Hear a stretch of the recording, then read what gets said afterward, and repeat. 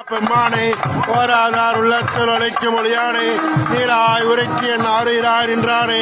இன்பமும் துன்பமும் இல்லானே உள்ளானே அன்பரை கண்மனே அவைமாய் அல்லைமாய் ஜோதியனே நுண்ணுருளே தோன்றா பெருமையனே ஆதியனே அந்த நடுவாயி எல்லானே கீர்த்தன்னை ஆட்கொண்ட எந்த பெருமானே கூர்த்தமை ஞானத்தால் கொண்டு நர்வாதம் கரத்தில் நோக்கரிய நோக்கே நுணுக்கரிய நுண்ணுணர்வே போக்கும் வரவும் உணவல்லா புண்ணியனே காக்கும் எம் காவலனே காண்பெரிய பேரொழியே ஆற்றின் வெள்ளமே அத்தாமிக்காய் என்ற